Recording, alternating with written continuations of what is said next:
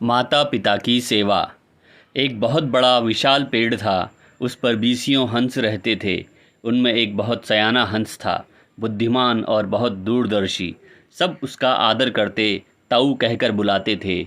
एक दिन उसने एक नन्ही सी बेल को पेड़ के तने पर बहुत नीचे लिपटते पाया। ताऊ ने दूसरे हंसों को बुलाकर कहा, देखो, इस बेल को नष्ट कर दो। एक दिन यह बेल हम सबको मौत के मुंह में ले जाएगी। एक युवा हंस हंसते हुए बोला, ताऊ, यह छोटी सी बेल हमें कैसे मौत के मुंह में ले जाएगी।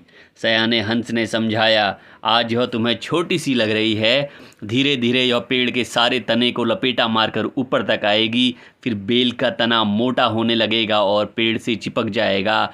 तब नीचे से ऊपर तक पेड़ पर चढ़ने के लिए सीढ़ी बन जाएगी। कोई भी शिकारी सीढ़ी के सहारे चढ़कर हम तक पहुंच जाएगा और हम मारे जाएंगे। दूसरे हंस को यकीन न आया, एक छोटी सी बेल कैसे सीढ़ी बनेगी।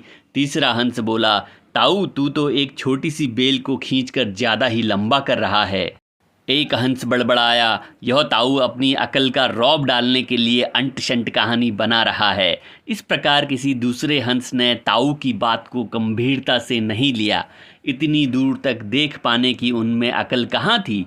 समय बीतता रहा। बेल लिपटते लिपटते ऊपर शाखाओं तक पहुँच गई। बेल का तना मोटा होना शुरू हुआ और सचमुच ही पेड़ के तने पर सीढ़ी बन गई, जिस पर आसानी से चढ़ा जा सकता था। सबको ताऊ की बात की सच्चाई सामने नज़र आने लगी, पर अब कुछ नहीं किया जा सकता था, क्योंकि बेल इतनी मजबूत हो गई थी कि उसे नष्ट करना हंसों के बस की बात नहीं थी।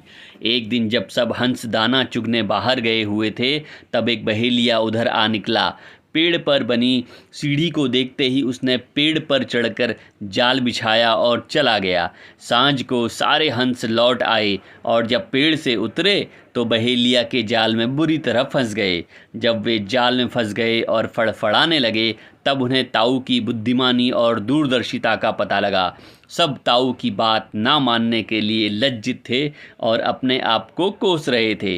ताऊ सबसे रुष्ट था और चुप बैठा था। एक हंस ने हिम्मत करके कहा, ताऊ, हम मूर्ख हैं, लेकिन अब हमसे मुंह मत फेरो। दूसरा हंस बोला, इस संकट से निकालने की तरकीब तू ही हमें बता सकता है ताऊ। आगे हम तेरी कोई बात नहीं टालेंगे। सभी हंसों ने हामी भरी। तब ताऊ ने उन्हें बताया, मेरी बात ध्यान से सुनो। सुबह जब बहेलिया आएगा तब मुर्दा होने का नाटक करना। बहेलिया तुम्हें मुर्दा समझकर जाल से निकालकर ज़मीन पर रखता जाएगा। वहाँ भी मरे समान पड़े रहना। जैसे ही वो अंतिम हंस को नीचे रखेगा, मैं सीटी बजाऊंगा। मेरी सीटी सुनते ही सब उड़ जाना। सुबह बहेलिया आया, हंसों ने वैसा ही किया जैसा ताऊ ने समझाया था। सचमुच बहेलिया हंसों को मुर्दा समझकर ज़मीन पर पटकता गया। सीटी की आवाज़ के साथ ही सारे हंस उड़ गए। बहेलिया अवाक होकर देखता रह गया।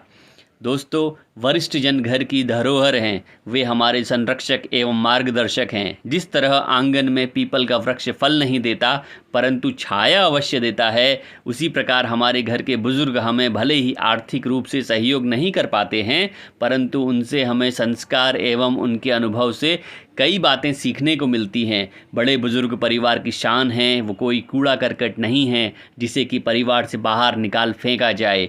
अपने प्यार से रिश्तों को सींचने वाले इन बुजुर्गों को भी बच्चों से प्यार व सम्मान चाहिए, अपमान व तिरस्कार नहीं। अपने बच्चों की खातिर अपना जीवन दांव पर लगा चुके इन बुजुर्गों को अब अपनों के प्यार की ज़रूरत है। यदि हम इन्हें सम्मान व अपने परिवार में स्थान देंगे तो लाभान्वित ही होंगे। ऐसा न करने पर हम अपने हाथों अपने बच्चों को उस प्यार, संस्कार, आशीर्वाद व स्पर्श से वंचित कर रहे हैं जो उनकी ज़िंदगी को संवार सकता है। याद रखिए, किराए से भले ही प्यार मिल सकता है परंतु संस्कार, आशीर्वाद और दुआएं नहीं। यह सब तो हमें माँ बाप से ही मिलती है। दोस्तों, अगर आपको मेरी आज की यह कहानी अच्छी लगी हो तो मेरे चैनल को सब्सक्राइब करें और इस कहानी को अपने दोस्तों और परिवारजनों के साथ शेयर ज़रूर करें। तो मिलते हैं बहुत जल्द अपनी अगली वीडियो में। तब तक के लिए सभी को जय श्री कृष्ण।